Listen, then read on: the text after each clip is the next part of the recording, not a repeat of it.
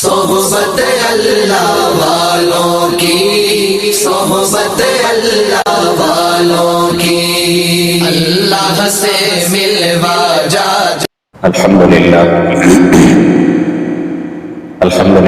نحمده ونستعینه ونستغفره ونؤمن به ونتوکل علیہ ونعوذ باللہ من شرور انفسنا ومن سیئات اعمالنا من يهده الله فلا مضل له ومن يضلل فلا هادي له ونشهد ان لا اله الا الله وحده لا شريك له ونشهد ان سيدنا وسندنا وحبيبنا ونبينا ومولانا محمدا عبده ورسوله وصلى الله عليه وعلى آله وأصحابه وبارك وسلم تسليما كثيرا كثيرا أما بعد فأعوذ بالله من الشيطان الرجيم بسم الله الرحمن الرحيم قل هل يستوي الذين يعلمون والذين لا يعلمون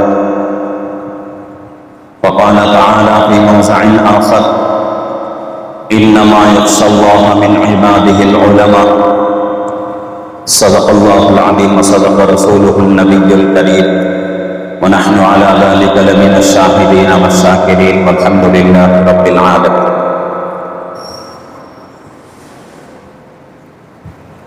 محترم حاضرین کرام، معزز بزرگ اور عزیز دوستو،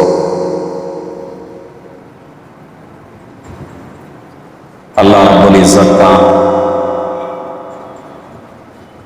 بے پناہ احسان ہوا، شکر ہوا، فضل ہوا، اس کا کرم ہوا کہ اللہ رب العزت میں اپنی ان گنت نعمتوں سے سرفراز فرما رہے ہیں۔ 24 گھنٹے انسان کتنی اللہ کی نعمتوں میں زندگی گزار رہا ہے، کتنی اللہ کی نعمتوں کو استعمال کر رہا ہے، اس کا اگر کوئی آدمی شمار کرنا چاہے تو شمار نہیں کر سکتا۔ انسان کی پوری زندگی اللہ کے نعمتوں کے بوجھ میں دبی ہوئی ہے۔ ہر چیز انسان کے لیے ایک نعمت ہے۔ کوئی بھی چیز آپ لے لیں، چاہے انسان کا بدن ہی کیوں نہ ہو، انسان کا بدن ایک نعمت ہے، اور انسان کے بدن کے اندر کتنی چیزیں ہیں، ہر چیز ایک نعمت ہے۔ اور ایسی نعمتیں ہیں کہ ان میں سے ایک نعمت بھی ضائع ہو جائے تو انسان کا زندگی گزارنا مشکل ہو جائے گا، انسان صحیح سالم نہیں کہلا سکے گا۔ ہر لمحہ، ہر سیکنڈ اللہ کی نعمتیں انسان کے اوپر بارش کی طرح برس رہی ہیں۔ جیسا کہ انسان سانس لیتا ہے، کتابوں میں لکھا ہوا ہے کہ جب انسان سانس لیتا ہے اور چھوڑتا ہے تو اس میں بھی اللہ کی 2 نعمتیں چھپی ہوئی ہیں۔ یہ ایک تو باہر کی تازی ہوا اندر جانا، اور اندر کی جراثیم سے بھری ہوئی ہوا باہر آنا۔ اگر باہر کی ہوا اندر چلی جائے اور وہ باہر نہ آئے تو انسان زندہ رہ نہیں سکتا۔ ویسی انگنت نعمتیں انسان کے اوپر اللہ کی بارش کی طرح برس رہی ہیں۔ انسان پوری کی پوری زندگی اللہ کے نعمتوں میں زندگی گزار رہا ہے۔ اللہ کے نعمتوں کے بغیر انسان کا وجود ہی مشکل، انسان کا باقی رہنا ہی مشکل ہے۔ اور ان تمام نعمتوں میں سب سے اونچی نعمت ایمان کی نعمت ہے۔ ایمان سے بڑھ کر ایک آدمی کے لیے، ایک انسان کے لیے کوئی نعمت نہیں ہو سکتی۔ تمام نعمتوں میں ایمان ہی سب سے افضل اور سب سے فضیلت والی اور سب سے برتری اور بزرگی والی نعمت ہے۔ یہ نعمت اگر انسان کی زندگی میں نہ رہے تو پھر اس کے علاوہ پوری نعمتیں اس کی زندگی میں رہے تو وہ آدمی کامیابی تک نہیں پہنچ سکتا۔ تو اللہ کی نعمتوں میں سب سے بڑی نعمت اور سب سے فضیلت والی اور سب سے بہتر نعمت اگر کوئی ہے تو وہ ایمان کی نعمت ہے۔ ایمان کے نعمت کے بعد دوسرا نمبر آتا ہے اللہ کی نعمتوں میں سب سے بڑی نعمت ایمان کو چھوڑ کر علم کی نعمت ہے کہ ایمان لانے کے بعد انسان کے اوپر کچھ چیزیں ضروری ہو جاتی ہیں، کچھ چیزیں فرض ہو جاتی ہیں، کچھ چیزیں واجب ہو جاتی ہیں، کچھ چیزیں سنت کے مقام پر ہو جاتی ہیں، کچھ چیزیں مستحب ہو جاتی ہیں، کچھ چیزیں مکروہ، کچھ چیزیں ناجائز حرام۔ تو یہ تمام چیزیں انسان کے اوپر، اب ان تمام چیزوں کو انسان کیسے پہچانے گا؟ علم کے ذریعے سے۔ علم نہ رہے تو انسان فرائض سے واقف نہیں ہو سکتا، واجبات سے واقف نہیں ہو سکتا، سنتوں سے واقف نہیں ہو سکتا، مستحبات سے واقف نہیں ہو سکتا، کون سی چیز حلال ہے، کون سی چیز حرام ہے، کون سی چیز مکروہ ہے، مکروہ تحریمی کون سی ہے، مکروہ تنزیہی کون سی ہے۔ تو ان تمام چیزوں سے انسان ناآشنا ہو جائے گا۔ تو ایمان کے نعمت کے بعد سب سے بڑی نعمت اللہ کے نعمتوں میں علم کی نعمت۔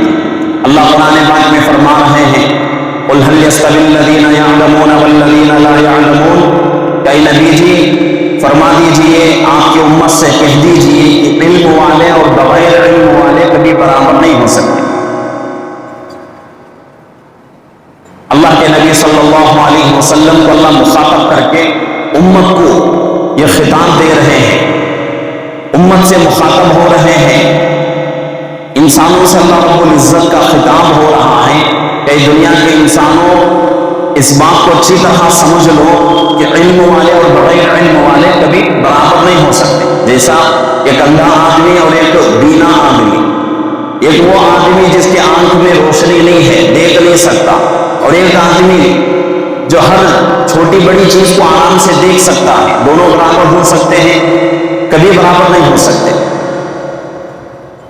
اندھا آدمی ہر چیز پر، ہر موڑ پر محتاج ہے دوسرے کا، لیکن بینا آدمی وہ آدمی جس کے آنکھ کے اندر دیکھنے کی قوت ہے، طاقت ہے، قدرت ہے، وہ آدمی نابینا جتنا محتاج ہے اتنا محتاج وہ آدمی نہیں ہو سکتا۔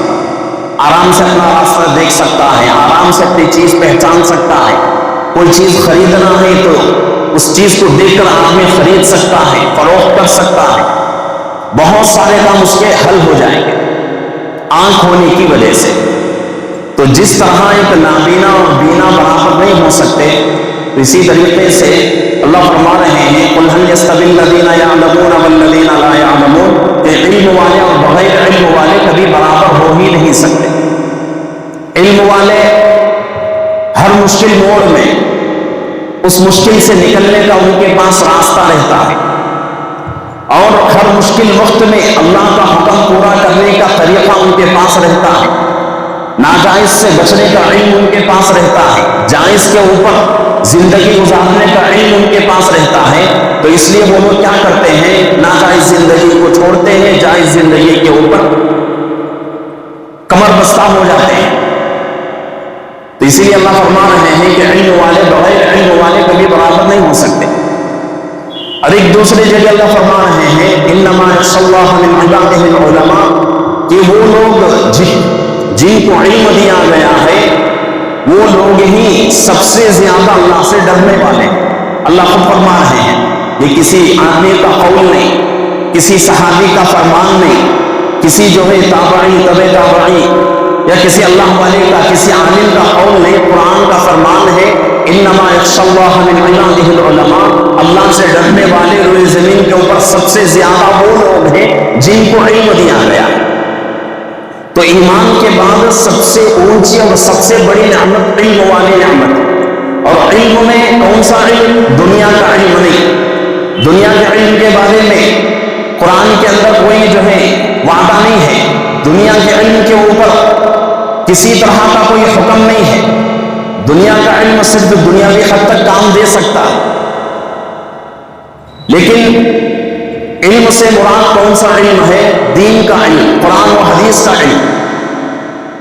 اللہ کے نبی صلی اللہ علیہ وسلم حدیث میں فرماتے ہیں العلم ثلاثۃ، علم تین قسم کا ہوتا ہے، آیت محکمۃ او سنت قائمۃ او فریضۃ عادلۃ وما کان سوا ذلک فهو فضل۔ اللہ کے نبی صلی اللہ علیہ وسلم فرماتے ہیں کہ علم 3 قسم کا ہے۔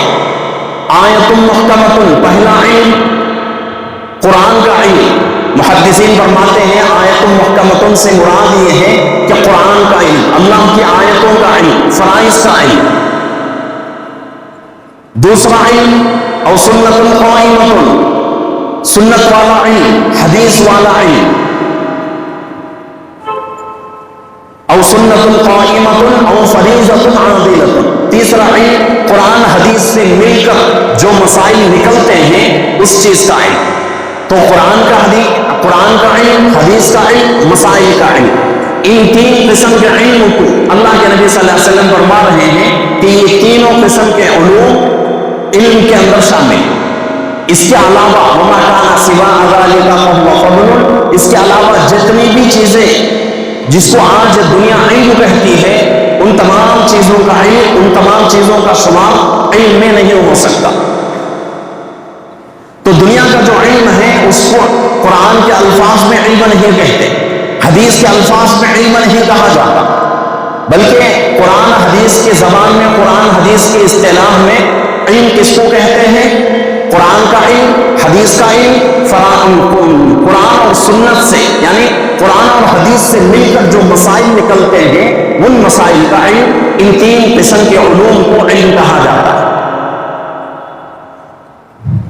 تو اللہ کی نعمتوں میں سب سے بڑی نعمت ایمان کی نعمت، ایمان کے بعد سب سے بڑی نعمت اگر کوئی ہے تو وہ علم کی نعمت ہے۔ علم رہے گا آدمی کی زندگی میں تو آدمی اللہ کے حکموں کو پورا کرے گا۔ علم اگر نہیں رہے گا تو آدمی کو، جب علم ہی نہیں ہے، آدمی کو پتہ ہی نہیں ہے کہ بھئی کتنے دنوں رات میں کتنی نمازیں میرے اوپر فرض ہیں، نمازوں میں کیا کیا چیزیں میرے اوپر فرض ہیں، نماز کے اندر کیا کیا چیزیں میرے اوپر واجب ہیں، کون سی چیز جس کا ادا نہ کرنے سے نماز ٹوٹ جاتی ہے، جس کے ادا کرنے میں دیر ہونے سے سجدہ سہو واجب ہوتا ہے۔ اگر ان چیزوں کا علم آدمی کے پاس نہیں ہے تو ظاہر سی بات ہے کہ اس کی نماز کبھی مکمل نہیں ہو سکتی۔ تو علم والی نعمت جو ہے بہت ہی اونچی نعمت ہے، بہت ہی بڑی نعمت ہے، بہت ہی برتری والی، بزرگی والی، بہت ہی فضیلت والی نعمت۔ اور یہ علم کیسے حاصل ہوتا ہے؟ اس کے بہت سارے طریقے ہیں، لیکن آج جو ہے ہمارے اکابر کا امت کے اوپر احسان ہے، ہمارے اکابر کا امت کے اوپر بہت بڑا احسان ہے، ایسا احسان کہ امت ساری زندگی سے احسان کو بھلا نہیں سکتی، ساری زندگی سے احسان کا بدل چکا نہیں سکتی۔ اتنا احسان ہمارے اکابر کا اس امت کے اوپر۔ وہ کیا ہے کہ ہمارے اکابر نے علم حاصل کرنے کا بہترین راستہ اور آسان طریقہ ہمارے اکابر نے قائم کیا مدارس کے لائن سے، کہ آج جو ہے جگہ جگہ مدارس قائم ہیں۔ تو اس لیے آج ہمارے بچے آرام سے حافظ بنتے ہیں، عالم بنتے ہیں، مفتی بنتے ہیں، محدث بنتے ہیں، مفکر بنتے ہیں، فقیہ بنتے ہیں، مدبر بنتے ہیں۔ اگر یہ مدارس نہ ہوتے تو پھر ہمارے لیے اللہ کے کلام کا حفظ کرنا بہت مشکل، حدیث کا علم سیکھنا ہمارے لیے مشکل، فقہ کا علم لینا ہمارے لیے مشکل۔ محدث کوئی نہیں بن سکتا، مفسر کوئی نہیں بن سکتا، فقیہ اور اسی طریقے سے مفکر، مدبر کوئی بن ہی نہیں سکتا۔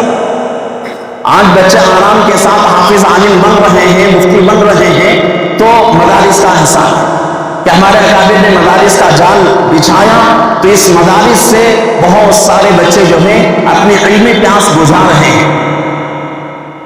اور آج افسوس اس بات کا ہے کہ بہت سارے لوگ انہی مدارس کے اوپر ایسے اعتراضات کرتے ہیں کہ وہ اعتراضات انسان کو کہاں تک لے کے جاتے ہیں کہ اس کا خاتمہ ایمان پر نہیں ہو سکتا، وہاں تک یہ اعتراضات آدمی کو لے کے جاتے ہیں۔ اگر آدمی تھوڑی دیر کے لیے سوچے کہ بھئی مدارس کا احسان کتنا ہے تو آدمی کو سمجھ میں آئے۔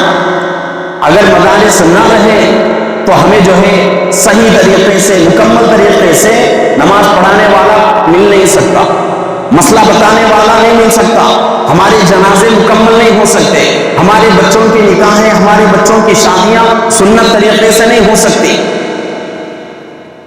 ہماری زندگی مدارس سے بہت مناسبت رکھتی ہے، ہماری زندگی کا تعلق مدارس سے بہت گہرا ہے۔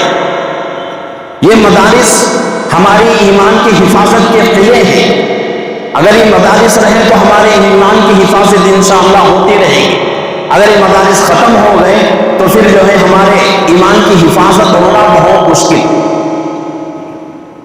تو آج ہمارے اکابر کا احسان ہے کہ ہمارے اکابر نے یہ مدارس کا جال بچھایا ہے، تو آج کتنے مدارس ملک کے اندر چل رہے ہیں اور ہر مدرسہ جو ہے اپنے اپنے میدان میں کام کر رہا ہے۔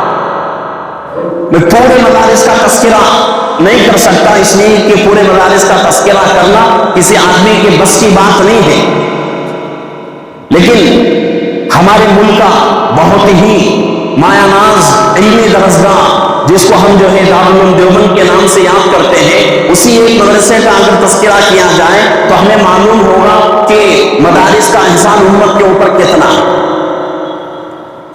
کہ ایک زمانہ ایسا آیا ہندوستان کے اوپر کہ ہمارے ہندوستان کے مدارس کے اوپر بلڈوزر چلایا جا رہا تھا، مساجد شہید ہو رہی تھی، علماء کو شہید کیا جا رہا تھا، اللہ کی کتابوں کو یعنی قرآن پاک کو جلایا جا رہا تھا، اور انگریزوں نے فیصلہ کر لیا تھا کہ کسی بھی طریقے سے ہندوستان سے اسلام کو ختم کر دیا جائے۔ اور اس میں یہ جو باتیں، اس میں سے جو ہے کچھ ضروری باتیں میں نے تعاقبوں کے اندر بھی بیان کیا تھا کہ جب ہندوستان کے اوپر حالات آئے تو انگریز نے کچھ چیزوں کو جو ہے ختم کرنے کا فیصلہ کیا، اس میں سے پہلی چیز مدارس، دوسری چیز علماء، تیسری چیز قرآن پاک۔ ان تین چیزوں کو انہوں نے ختم کرنے کا فیصلہ کیا، اور اتنے مدارس کو انہوں نے شہید کیا دہلی کے اندر۔ اس وقت حضرت مولانا شاہ ولی اللہ صاحب محدث دہلوی رحمۃ اللہ علیہ، اللہ کے بہت بڑے ولی اور بہت بڑے عالم دین، آج بر صغیر کے اندر جو بھی بندہ عالم ہوتا ہے، ہر عالم حضرت کا جو ہے شاگرد ہوتا ہے۔ حضرت کا احسان ہے کہ حضرت نے مکہ المکرمہ سے، مدینہ المنورہ سے حدیث کا علم لا کر ہندوستان میں پھیلایا، یہ حضرت کا احسان ہے۔ حضرت سے پہلے یہ کام کسی جو ہے بزرگ سے، کسی عالم سے نہیں ہوا، پہلی مرتبہ حضرت جو ہے مکہ المکرمہ سے، مدینہ المنورہ سے حدیث کا علم لائے اور لا کر ہندوستان کے مسلمانوں میں پھیلانا شروع کیا۔ تو آج بر صغیر کے اندر جتنے بھی علماء ہیں اور جتنے بھی آئندہ بننے والے ہیں، تمام کے تمام کا تعلق انہی حضرت سے جا کر ملتا ہے، حضرت شاہ ولی اللہ محدث دہلوی رحمۃ اللہ علیہ سے۔ تو ان کا ادارہ، ان کا مدرسہ جو ہے بہت پرانا تھا اور بہت ہی اس زمانے میں دین کی خدمت کرنے والا ادارہ تھا، لیکن انگریزوں نے اس مدرسے کے اوپر بھی بلڈوزر چلایا۔ تو ایسے حالات ہوئے، تو ان حالات میں ہمارے اکابر نے مشورہ کیا کہ بھی اس طرح خاموش بیٹھے رہے تو ہمارے ہندوستان سے علم ختم ہو جائے گا، دین ختم ہو جائے گا، اور مستقبل میں جو نسلیں ہماری آ رہی ہیں ان کے ایمان کی حفاظت ہرگز نہیں ہو سکتی۔ تو مشورہ کر کے ایسے شہر کا انتخاب کیا، ایسے گاؤں کا انتخاب کیا کہ اس زمانے میں دیوبند جو ہے بہت ہی چھوٹا قریہ تھا، چھوٹا کھیڑا تھا، کوئی آدمی دنیا کا جانتا نہیں تھا کہ دیوبند کہاں ہے، دیوبند کس کا نام ہے، کون سے شہر کا، کون سے قریے کا نام ہے۔ تو ہمارے اکابر نے مشورے سے طے کیا اور طے کر کے دیوبند کے اندر ایک مدرسے کی بنیاد رکھی، اور وہاں سے جو ہے پڑھنے والے شروع ہو گئے، اور جب مدرسہ شروع ہوا تو صرف ایک استاذ اور ایک شاگرد، پڑھانے والے محمود، پڑھنے والے بھی محمود، دونوں کا نام محمود تھا۔ تو دونوں سے مدرسہ شروع ہوا انار کے درخت کے نیچے، کوئی جو ہے بلڈنگ نہیں ان کے پاس، کوئی جو ہے ذاتی زمین نہیں، صرف ایک انار کا جھاڑ تھا، اس جھاڑ کے نیچے مدرسے کا نظام شروع ہو گیا، پڑھنے پڑھانے کا نظام شروع ہو گیا، اور یہ جو ہے ترقی کرتے کرتے کرتے آج اتنا بڑا ادارہ ہو گیا کہ پوری دنیا کا علمی مرکز، پوری دنیا کی نگاہیں اس کے اوپر، اگر کوئی مسئلہ پیش آ جائے تو سب سے پہلے فتویٰ دینے والا ادارہ دارالعلوم دیوبند ہے، اور ہر فتنے کو سامنے کھڑے کر جواب دینے والا ادارہ، جواب دینے والا مدرسہ دارالعلوم دیوبند۔ تو آج جو لوگ مدارس کے اوپر اعتراضات کرتے ہیں ان لوگوں کو اس بات کو سمجھنے کی ضرورت ہے کہ بھئی مدارس اگر نہ ہوتے تو ہماری ایمان کی حفاظت کون کرے گا؟ کہاں سے ہماری ایمان کی حفاظت ہو سکتی؟ کیسے کیسے فتنے نمودار ہوئے ہمارے ہندوستان کے اندر، لیکن ہر فتنے کو بہت ہی ہمت کے ساتھ، بہت ہی استقلال کے ساتھ اور بہت ہی بہادری کے ساتھ دارالعلوم نے بہت ہی ہمت کے ساتھ اس فتنے کا سامنا کیا، اور اس کو منہ توڑ جواب دے کر اس کو پیٹ پھیر کر بھاگنے کی نوبت لا کر اس کے اوپر کھڑا کیا۔ اور اس مدرسے کا میں کیوں تذکرہ کر رہا ہوں کہ اس وجہ سے کہ ہمارے ہندوستان میں جتنے بھی مدارس چلتے ہیں وہ تمام مدارس اسی مدرسے سے تعلق رکھتے ہیں، اسی مدرسے کے شاخ ہیں۔ کہ آج ایک زمانے میں پڑھنے والا ایک، پڑھانے والا ایک، اس مدرسے میں آج ہر سال تقریباً 1200 سے 1500 بچے عالم بنتے ہیں، تقریباً 30 سے 50 بچے مفتی بنتے ہیں، اور ہر سال 20 30 40 بچے مفسر بنتے ہیں، محدث بنتے ہیں، فقیہ بنتے ہیں۔ تو وہاں سے پڑھ کر نکلنے والے تقریباً ہر سال 2000 بچے عالم مفتی بن کے آ رہے ہیں، امت میں کام کر رہے ہیں۔ اگر ان مدارس کو بند کر دیا جائے تو پھر آج ہمیں جن چیزوں کی ضرورت پڑ رہی ہے، آج ہم جن چیزوں کو علماء کے نزدیک لے کے جا رہے ہیں، علماء کے خدمت میں جا کر ان مسائل کو حل کر رہے ہیں، وہ مسائل ہمارے کون حل کرے گا؟ وہ پریشانیاں ہماری کہاں سے ختم ہو جائیں گی؟ کیا بھی لاک ڈاؤن سے پہلے ایک فتنہ اٹھا کہ ایک آدمی نے، شکیل بن حنیف، اس نے ایک ایسا فتنہ کھڑا کیا کہ پوری امت پریشان تھی، اور ہمارے کتنے نوجوان اس فتنے کی شکار ہو گئے، اور اس کے کارگزاری میں بات یہاں تک آئی کہ وہ نوجوان جو تبلیغ میں لگے ہوئے تھے اور سنت کے مطابق زندگی گزار رہے تھے، لیکن اس فتنے نے ان کو بھی دبوچ لیا، وہ بھی اس فتنے کے شکار ہو گئے۔ اس کے اوپر ہمارے اکابر کھڑے ہوئے، اور اداروں نے کھڑے ہو کر اس فتنے کا پورے ہمت کے ساتھ، استقلال کے ساتھ اس کا مقابلہ کیا، اور اس فتنے کو آج مکمل طریقے سے ختم کر دیا ہے۔ بہت لمبا زمانہ نہیں ہوا، 3 سال پہلے کا واقعہ میں بتا رہا ہوں۔ آج بھی اس فتنے میں مبتلا لوگ آج بھی اس فتنے کی تشکیل کر رہے ہیں اور اس فتنے کی تبلیغ کر رہے ہیں، لیکن اللہ کا احسان ہے، اللہ کا فضل ہے، ہمارے پورے اکابر کا اتفاق ہوا، اور پورے اکابر نے مل کر اس فتنے میں مبتلا ہونے والوں کو سمجھایا، اور وہ فتنہ جو کھڑا کیا تھا شکیل نام کا آدمی، اس آدمی کو سمجھایا، لیکن وہ آدمی نہیں سمجھا، لیکن دوسرے لوگ سمجھ گئے، دوسرے لوگ راہ راست پر آ گئے، لیکن کل ملا کر بات یہ ہے کہ وہ فتنہ ختم ہو گیا۔ ایسے کتنے فتنے ہمارے ہندوستان کے اندر کھڑے ہوئے، لیکن ان مدارس کا احسان ہے کہ ان مدارس نے پورے ہمت کے ساتھ، پورے استقلال کے ساتھ کام کیا، اور امت کو ان فتنوں میں مبتلا ہونے سے بچایا، اور امت کی ایمان کی حفاظت۔ تو اتنے ایسے مدارس ہیں، ایسے ادارے ہیں، تو امت کے اوپر ضروری ہے کہ پوری امت ان مدارس کا ساتھ دے، ہر اعتبار سے۔ ساتھ دینے کا مطلب یہ نہیں کہ آپ صرف مالی اعتبار سے ساتھ دیتے رہے، اسی کو ساتھ دینا کہا جائے، ایسی بات نہیں۔ مالی اعتبار سے بھی ساتھ دینا ضروری ہے، نیک مشوروں سے ساتھ دینا ضروری ہے، اور اپنے نیک دعاؤں میں ان مدارس کے تعلق سے دعائیں کرنا بھی ضروری ہے۔ اگر ہم ان مدارس کے لیے کوئی کام ہم نے نہیں کیا، کوئی مدد ہم نے نہیں کی، تو پھر ہم بہت بڑے خیر سے محروم ہو جائیں۔ تو آج بچے حافظ قرآن بن رہے ہیں، قرآن پاک کو اپنے سینے میں محفوظ کر رہے ہیں، کوئی معمولی بات نہیں ہے کہ ایک آدمی کے لیے سورہ حفظ کرنا کتنا مشکل ہوتا ہے، لیکن چھوٹے بچے مدرسے میں آتے ہیں 4 سال 5 سال کی محنت میں 30 پارے 6600 سے زیادہ آیتیں آرام کے ساتھ اپنے سینے میں بچہ بٹھا لیتا ہے. تو یہ مدارس کا بہت بڑا احسان ہے ہمارے اوپر، تو اس کو احسان سمجھیں. مدارس کا اس زمانے میں باقی رہنا ہمارے لیے بہت ہی ضروری ہے، ہمارے ایمان کی حفاظت کے لیے بہت ہی ضروری ہے. تو جہاں تک ہو سکے مدارس کا ساتھ دینے کی کوشش کریں، مدارس کے ساتھ کھڑے ہونے کی کوشش کریں، اور مدارس کے تعلق سے نیک مشورے دیتے رہیں. اعتراضات ہرگز نہ کریں. اعتراضات اگر کرتے رہیں گے تو ایک اعتراض سے ہمارا دل ٹھنڈا ہرگز نہیں ہو سکتا. ایک اعتراض کریں گے تو شیطان دوسرا اعتراض دل میں پیدا کر دے گا، دوسرا کریں گے تو تیسرا پیدا ہو جائے گا، تیسرا کریں گے چوتھا، سلسلہ جاری رہے گا. اور ایسے ہی جو ہے ہم اشکالات کرتے رہیں گے، اعتراضات کرتے رہیں گے، اور ہماری زندگی سے ہم جو ہے ہمیں معلوم نہیں ہے، ہمیں پتا بھی نہیں ہوتا کہ بہت بڑے خیر سے ہم لوگ جو ہے محروم ہو جائیں.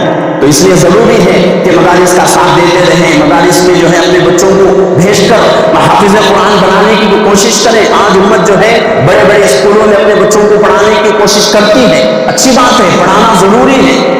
اور آج کے زمانے میں، آج کے حالات میں اپنے بچوں کو جو ہے دنیا کے علم کے اعتبار سے اونچی ڈگریاں دلانے کی کوشش کریں، لیکن ضروری ہے کہ اپنے بچوں کو جو ہے دین کا علم بھی سکھائیں. یہ فرض کے درجے میں ہے، دنیا کا علم نفل کے درجے میں ہے، دین کا علم فرض کے درجے میں. تو اس لیے آپ جو ہے اس کے اوپر فکر کریں، اپنے بچوں کو جو ہے مدرسے میں بھیجیں، مدارس میں بھیج کر حافظ قرآن بنائیں، عالم دین بنائیں. اور جس گھر میں حافظ قرآن رہے گا، عالم دین رہے گا، تو انشاءاللہ وہ گھر سنت کے مطابق زندگی گزارنے کا عادی بن جائے. اور وہ عالم، وہ حافظ جو ہے اپنے گھر میں ناجائز کام کو ہوتے ہوئے نہیں دیکھتا، حرام کام کو ہوتے ہوئے نہیں دیکھتا، اور ہر حرام کام کو، ہر ناجائز کام کو انشاءاللہ وہ حافظ، وہ عالم جو ہے اس کو روکے گا. جب ہمارے گھروں سے حرام کام ختم ہو جائیں گے، حرام چیزیں ختم ہو جائیں گی، حلال چیزیں آئیں گی، حلال طریقے سے ہم زندگی گزارنا شروع کر دیں گے، تو پھر جو ہے ہماری زندگیوں میں انشاءاللہ اللہ کی طرف سے برکتیں ہی برکتیں آئیں گی. تو اس لیے اپنے بچوں کو جو ہے مدارس میں داخل کرانے کی کوشش کریں، اور اپنے بچوں کو حافظ قرآن بنانے کی کوشش کریں. حافظ قرآن کا اعزاز، حافظ قرآن کی اہمیت اور اس کی فضیلت کتنی اونچی ہے. ایک مختصر حدیث سنا کر بات ختم کرتا ہوں کہ اللہ کے نبی صلی اللہ علیہ وسلم فرماتے ہیں، جو بچہ دنیا کے اندر قرآن حفظ کرے گا، حافظ قرآن ہو جائے گا. اللہ کے نبی صلی اللہ علیہ وسلم کا فرمان ہے کہ حشر کے میدان میں اللہ رب العزت اس سے کہیں گے کہ بیٹا، جو تو نے قرآن کو دنیا کے اندر اپنے سینے میں محفوظ کیا ہے، بہت محنت کیا ہے تو نے، تو آج تیرا اعزاز یہ ہے کہ ایک آیت پڑھ اور جنت کی ایک سیڑھی چڑھ لے. ایک درجہ تیرا بلند ہوتا رہے گا، اور اس کا مقام کہاں جا کر رہے گا؟ 6600 سے بھی زیادہ درجات اس کے بلند ہو جائیں گے، اتنے اوپر جا کر اس کا مقام. اور جو بچے حافظ قرآن بنتے ہیں ان کے والدین کو اللہ کیا دیں گے؟ ایسا جوڑا حشر کے میدان میں اللہ پہنائیں گے کہ اس جوڑے کی روشنی اور اس کی چمک اتنی زیادہ ہوگی کہ اس حشر کے میدان میں سورج کتنے اوپر ہوگا؟ صرف 1.25 ہاتھ کی بلندی پر ہوگا. آج کئی ہزاروں کلومیٹر کے اوپر سے پوری دنیا کو روشنی دے رہا ہے، جب اتنا قریب آ جائے گا تو اس کی روشنی کتنی زیادہ ہو جائے گی. لیکن اللہ کے نبی صلی اللہ علیہ وسلم فرماتے ہیں کہ ایسا جوڑا اللہ رب العزت حافظ قرآن کے والدین کو پہنائیں گے کہ اس جوڑے کی چمک اس سورج کی روشنی سے بھی زیادہ ہو جائے گی. اور 10 لوگوں کے لیے اللہ رب العزت جو ہے اجازت دیں گے حافظ قرآن کو کہ کہیں گے کہ 10 ایسے لوگوں کو چن لے اپنے خاندان سے جس کے اوپر جہنم واجب ہو چکی، جن کے لیے جہنم میں جانا ضروری ہے. ایسے 10 لوگوں کو چن کر اپنے ساتھ جو ہے جنت میں لے کے چلا. تو اتنی زیادہ جو ہے فضیلتیں ہیں، اور بھی بہت زیادہ ہیں، لیکن وقت جو ہے ختم ہو چکا ہے. تو اس لیے جو ہے مدارس کی پوری جو ہے مدد کرنے کی کوشش کریں، اپنے بچوں کو پڑھانے کی کوشش کریں، اور مدارس کے ساتھ جو ہے کھڑے ہونے کی کوشش کریں. اللہ کے واسطے مدارس کے اوپر اعتراضات کا سلسلہ ختم کر دیں. اگر اعتراضات کا سلسلہ ختم نہیں ہوا تو پھر جو ہے ہمارے ایمان کے اوپر ہماری موت ہونا مشکل ہے. تو اس لیے ضروری ہے کہ مدارس کا ساتھ دیں، مدارس کے ساتھ کھڑے ہونے کی کوشش کریں. اللہ رب العزت سے دعا ہے کہ اللہ رب العزت ہم تمام کو مدارس کے ساتھ کھڑے ہونے کی اور مدارس کا پورا ساتھ دینے کا اللہ ہم سب کو توفیق عطا فرمائے، اور ہمارے ملک کے اندر اور پورے زمین کے اوپر جہاں جہاں بھی مدارس چل رہے ہیں دینی مدارس، اللہ رب العزت قیامت تک ہر فتنے سے ان مدارس کی حفاظت فرمائے، اور قیامت کے صبح تک پورے شان و بان کے ساتھ ان مدارس کو چلانے کی اور چلنے کی اللہ توفیق عطا فرمائے۔ آمین وآخر دعوانا الحمدللہ۔